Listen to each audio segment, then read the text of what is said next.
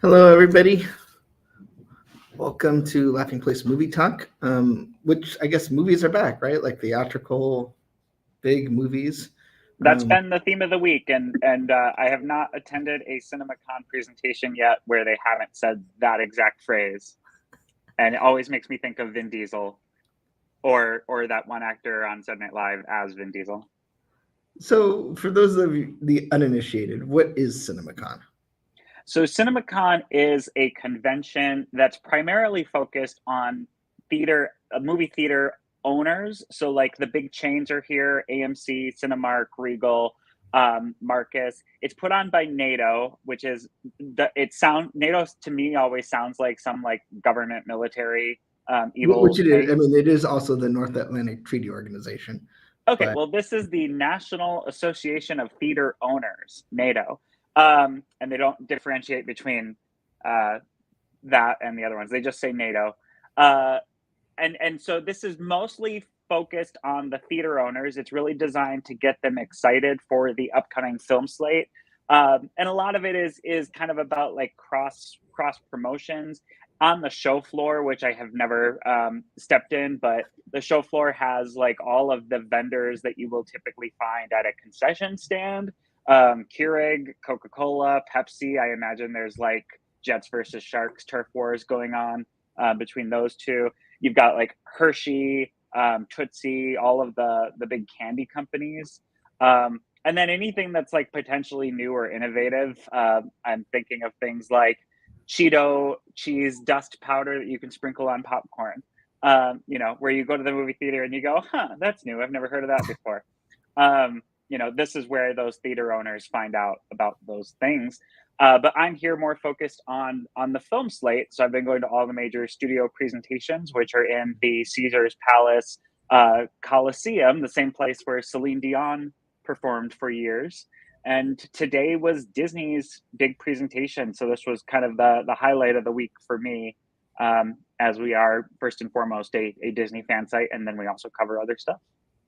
so now, one thing that was you attended last year, but last year they just did a screening of something. What was it? It was Shang-Chi and the Legend of the Ten Rings. And they brought that up.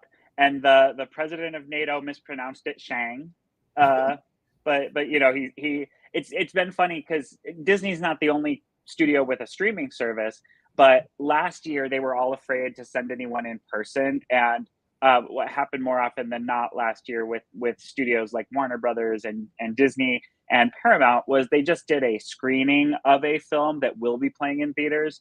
And Shang-Chi was one where it was going to have an exclusive theatrical window.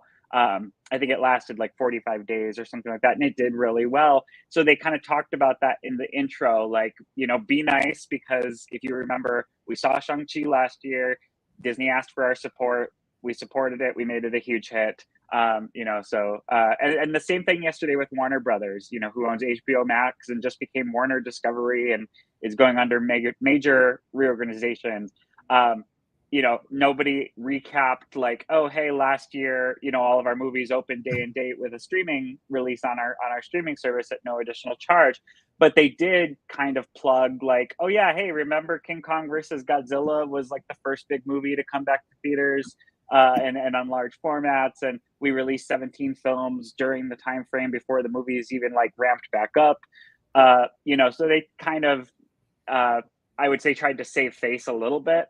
In addition to reaffirming that all of the films presented, both from Warner yesterday and Disney today, would be theatrical exclusive for a window of time. And that window, for the most part now, is 45 days. Although at Sony's panel, one of the interesting things I didn't even think about was Spider-Man No Way Home's run lasted 88 days. So almost double what a typical theatrical window is now. So, where did they get started? In the Coliseum. Yeah. Yeah, you're talking about like what was first, and you want to go by it through a play-by-play. Well, Obviously, why not? This is real. The presenter this year was Tony Chambers, who's head of distribution for DMED, and he is new to Burbank. I guess he came from across the pond. He was big in Disney's International division. So I think it was my first time seeing him, but he was very charismatic and fun. I'm hoping we'll see him at the Disney Expo, because I believe a lot of the Disney like Disney studio executives are leaving or flying the coop. Like Alan Horn. Is Alan Horn even still going to be around at the next expo? No, Alan Horn is gone. He was replaced by Alan already, Bergman. He's already done. Yeah, and they Tony did give a shout out to Alan Bergman, who he said was in the audience. Fun fact: they had folks from the El Capitan Theater seating the VIP section. So on my way out, I first, I saw the shape of the Disney name tag, but as I got closer on my way out, I saw that they were from El Capitan, and I said hi. Because that was fun. I love El Capitan. We were just there for Wally for the Earth Day weekend.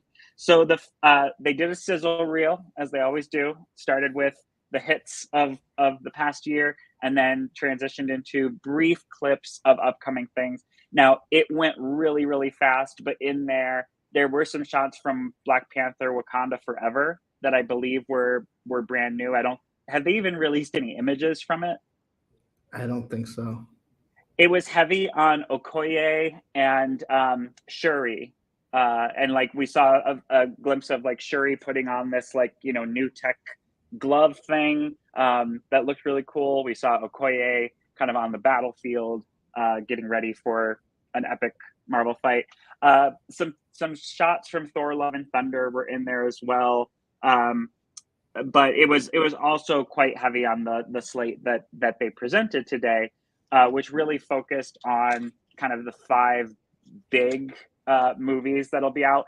I say big, but they didn't present anything specifically for Thor: Love and Thunder or for Black Panther: Wakanda Forever.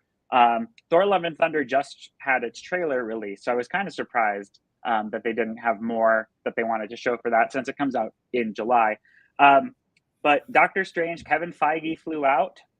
He revealed that he took a little break from Marvel Studios' first creative retreat in 3 years, where they've been together in person. And he said at this retreat, they're looking ahead at the next 10 years of the MCU. So that was really exciting to hear. We didn't get that sexy image of like the timeline or like all the images for the next phase, all the titles. They weren't too revealing with that. There was an image like that at the very end of the presentation, more just about Disney's overall film slate. But Kevin Feige did tease that the 3D version of this movie is worth seeing. And that came into play later because we were all given 3D glasses. And as we'll get to at the end of this, the next Avatar film, the trailer for that is going to be in theaters for a week exclusively before it gets released online. And they gave us the 3D glasses in order for us to be able to see it in 3D. It's only going to be attached to Doctor Strange, so you have to go see Doctor Strange to see the Avatar sequel. But if you see Doctor Strange in 3D, you'll see the Avatar trailer in 3D as well. So that was interesting. We got to see like the first 15 minutes of Doctor Strange in the Multiverse of Madness. In my recap, I tried not to be too spoilery because it was really impressive. And all these Marvel films, you don't want to know too much. So you can steer this as much as you want, but kind of it's interesting because this is Doctor Strange's second standalone film. We've obviously seen him a lot, most recently in Spider-Man No Way Home and in Avengers Endgame and Infinity War. He played a pretty big role, but in this first 15 minutes, they really catch you up on the things that were specific to Doctor Strange, the first film, that you didn't get to pick up much on in those other efforts where we've seen Dr. Stephen Strange, particularly Christine, the love interest played by Rachel McAdams. We get to find out what's happened with their relationship within that first 15 minutes, but it really opens up with a bang, opens up with an action-heavy sequence. You get to meet America Chavez pretty quickly. I can't say in that first 15 minutes that anything about her sexuality was particularly addressed, but she does wear a lapel pin of the pride flag just on her costume. So at all times she has that visible, because I know that film has been banned in, I think, all of Saudi Arabia from theatrical exhibition, except for possibly not in the United Arab Emirates, if I remember correctly. Well, that's a different country, but Or I'm sorry, what's the big city? I don't know. There was one that's like fairly progressive. I'm not an expert. Look at Variety; they'll tell you. But yeah, it was really cool. We got to see Wong's entrance. Is that his name? Wong? Yeah. Yeah. We get to see his entrance. I know there's been like Lego images released of this tentacle monster with one giant eye. We got to see him, and also we got to see Wanda's introduction, how she gets pulled in. I think some of that footage is in the trailer of Dr. Stephen Strange finding her in a apple blossom orchard, and kind of like asking her for her help. So we got to see basically up till that scene, and then beyond that, I will have to wait until May 6th to find out what happens next, and I can't wait. I'm excited. I can't wait either. So that was what you got from Marvel. Mm-hmm. Then what did it transition to? It then transitioned into Lightyear. Nobody from like Pete Docter didn't come out from Pixar. Like I was kind of expecting maybe all the studio heads are going to be there, but no Pete Docter, no Angus MacLane, none of the team was there in person to introduce Lightyear. Chris Evans did record a video introduction, and I'm assuming he did a lot of these. So like if you go to maybe a like D23 event or a opening night fan event, it's probably the same same costume, same fluffy hair, same backdrop, where instead of saying, hey, CinemaCon, he says, hey, D23 or whoever. But he had a little video introduction. We got to see the first 30 minutes of Lightyear. I'm a little bit privileged in that I'd already seen most of this, but this did take the story maybe a minute or two more than I had seen before when I was covering some early press day stuff for Lightyear. Audience reaction was really positive. People were laughing along to the jokes that were meant to be funny. Boots, the little animatronic robot cat, steals all of his scenes. I know Shop Disney has already put out a plush of him. And honestly, if there is like a walking, talking, robotic Boots toy, I'm assuming Mattel's got one in the works. I think that's going to be the big Christmas item this year. That'll be the Elsa doll out of Lightyear. The toy that'll be elusive. But yeah, and then the other thing to note about Lightyear is it is Pixar's first film formatted specifically for IMAX. They talked about that a little bit at the long lead day. They didn't really go too far into it here, but basically as they make the movie in the computer, they were also filming it in the big floor to ceiling IMAX ratio and making sure that everything that got in that shot was looking good. So there's no like character at a desk without legs underneath. Like in Monsters Inc., if they had opened up that aspect ratio at all. So cool. So that's the next two films. Do they talk about anything beyond that? Yeah. So after that, they did like up until then they were sort of going in order. Then they jumped a little out of order with a 20th Century Studios film that comes from New Regency. It's David O. Russell, who's the writer director of some big films, including Silver Lining Playbook. And so this film is called Amsterdam. I believe the title was a reveal. Like people knew they were making this movie, they knew the cast, but the title hadn't yet been announced. Obviously, that's Christian Bale, Margot Robbie. I forget the name of the third actor. Robert De Niro is in it. Taylor Swift is in it. Which is, I think that I haven't seen her on screen in a movie, like an acting role, since Cats. So hopefully this redeems herself. And yeah, it looks really good. Looks really interesting. It's a bit of a murder mystery. So these three characters are the prime suspects of a murder set in the 1930s, and it is based on a true story. Wow. Yeah. Interesting. That's it. That's Amsterdam. Next was the Bob's Burgers movie at long last, and that's coming out on May 27th. So that's actually in between Doctor Strange and the Multiverse of Madness and Lightyear in terms of what you can see on the big screen upcoming.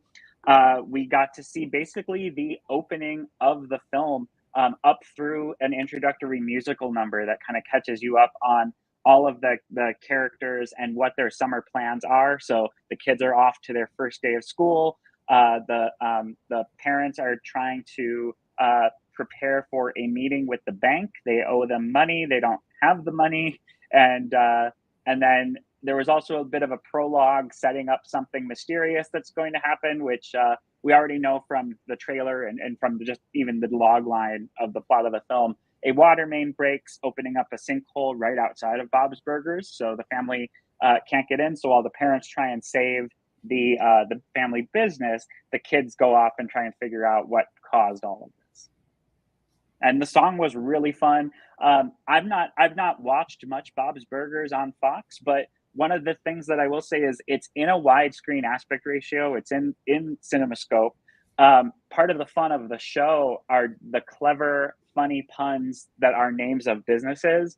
And with the widescreen, with it being on the big screen, those jokes read really well. So I found myself very distracted by just trying to see all the little jokes on all the signs. But that was fun to see on the big screen. So if you're a fan of the animated series, you definitely want to see this on the big screen and not wait for it to hit in home or streaming.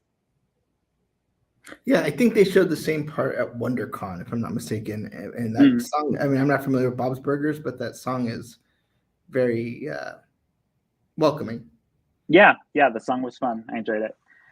So next after that, so 90 minutes was the total presentation time from Disney, 70 minutes of which was footage. And so the last film that they really presented was the Avatar sequel, the first of 4 that are on the horizon. John Landau flew in from New Zealand specifically to introduce this clip, and then he said he's getting on a plane tomorrow and going right back because they are actively working to try and meet the deadline for this, which is December 15th or so. One of the cool reveals during this was they announced not only the title, Avatar, the something of water, the way of water, but the original Avatar is going to be coming back to the big screen. So if you didn't see it on the big screen before, or if you miss seeing it in 3D and want to do that again, that is going to be coming out on September 23rd. He mentioned that they are remastering it, which I think is interesting because it was filmed digitally and it was quite innovative for its time. And I think it's been a decade, but it really doesn't feel like it's been that long since the last Avatar came out, at least for me. But anywho, they're doing some work to bring it up to modern theatrical exhibition standards. So even if you've seen the film on the big screen before, even if you own it on Blu-ray or can watch it on Disney Plus anytime you want, seeing it on the big screen is going to give you a different experience and somewhat of a new experience for anybody who's seen it before. John Landau, he talked a little bit about his own family background with movie theaters. This has been another kind of reoccurring theme, is all of the presenters like to share why they think like going to the movies is important. And in John Landau's case, he grew up in New York City and his parents owned 3 family-run movie theaters. His grandpa was a projectionist in one. So he kind of described that, it was always this magical experience visiting his parents at work and getting to go to the projection room and hug his grandpa and then sitting down with a box of popcorn and watching movies. But, he talked about how the theme of these next 4 films is family. It's Jake and Neytiri's family. They have kids at the start of this new film. And he said over the next 4 films, you're really going to watch this family grow. Each of the films is its own self-contained thing. So in other words, this isn't going to be like Fantastic Beasts 2, where it feels like we're getting like 3 chapters of a bigger story and left on a big cliffhanger. He said, no, each of these movies resolves the story. They can be a standalone piece, but when looked at together as the quintology that it's going to be, it's going to feel like a saga. So in that regard, it felt a little bit like Star Wars. Not the sequel trilogy or the prequel trilogy, but the OG, where each of those feels like its own film, and then when viewed together, tells a bigger story. Even Empire? Well, maybe not Empire. Maybe not Empire. I know that's your favorite, and my favorite's Return of the Jedi. But yeah, I'm thinking Star Wars 1 and 3. It definitely applies to. That opening crawl gives you everything you need to know, and then it ends, and you feel like you're done. Yes, no, maybe. Anyway, James Cameron did record a video introduction to the debut of the trailer. He talked about how they've continued to push the envelope in terms of technology. He called out 3D, and I will say the 3D looked really cool on this. It had a deeper depth of field than I would say your typical 3D movie did. And I haven't even seen a movie in 3D on the big screen in a while, partially due to pandemic, partially because I feel like that fad sort of died down and movies have stopped being released frequently in that format. But he stressed that this is a cool one in 3D. And I will say it did kind of feel like the depth of 3D on Flight of Passage without having the peripheral blurriness, since it's not, that giant screen. He mentioned high HDR, high frame rate, and better visual effects as being kind of technological advancements. And then his quote that I was able to capture down, he said, "We set out once again to push the limits of what cinema can do," and that he feels they've achieved their goal. So then they played the trailer. It included some shots that looked like they could have been taken out of Flight of Passage. Particularly, Flight of Passage introduced the water world of Pandora. In the original Pandora film, they certainly flew over oceans, but we never went underwater at all. You do in Flight of Passage, and there's even a shot where they're on the beach, and in the background are those like jagged rocks that are. It almost looks like they were like a tube and then broke apart, so they all kind of have this interesting curve to them. I felt like that shot was almost like straight out of the attraction. That was really neat. And then, did you have any questions? Avatar 2? I'm just excited to see it. The Way of Water. Yeah, so again, that trailer, it's going to debut only in theaters on May 6th with Doctor Strange in the Multiverse of Madness. So if you see Doctor Strange in 3D, you should see the trailer in 3D. And then it'll come online a week later. So you'll have to wait an extra week if you're not planning to see Doctor Strange in the theater to see the first trailer for Avatar: The Way of Water. But yeah, it's exciting. And then at the very end, they played kind of another sizzle. Or no, it wasn't a sizzle. I'm sorry. That was when they put up the graphic of all of the titles through the end of 2022, plus some of the ones that are coming into 2023. So that included 2 Searchlight Pictures films, Banshees of Inisherin and The Menu. It included Thor: Love and Thunder and Black Panther: Wakanda Forever. And then in 2023, it included The Marvels, Guardians of the Galaxy Volume 3, Ant-Man and the Wasp: Quantumania, Indiana Jones, which was just the Indiana Jones logo. It didn't have a 5 next to it. It didn't have "and the yada yada yada." So we still don't know the full title. It's just called Indiana Jones right now.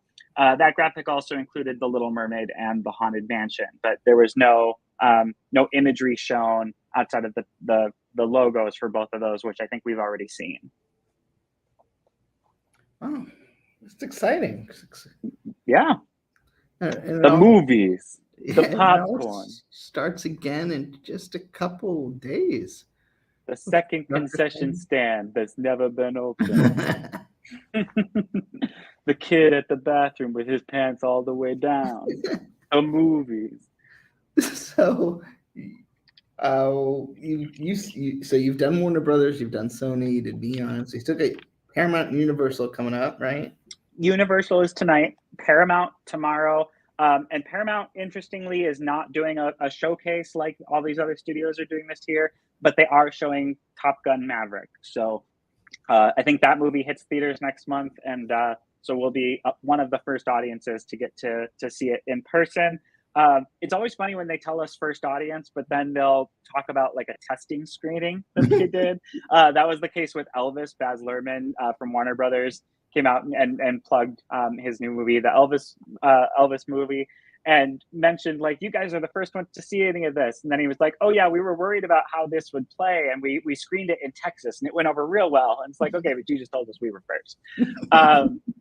But yeah, so that's been fun. And then also tomorrow is Lionsgate, who I'll be curious to see what they have to offer, because I feel like it's been a while since I've seen their branding anywhere. I feel like they were huge for a while. They had Twilight, Hunger Games. I feel like they had another big like book series turned movie franchise, and then I feel like I haven't seen anything new from Lionsgate in a while. So I'm curious to see what they've got cooking up.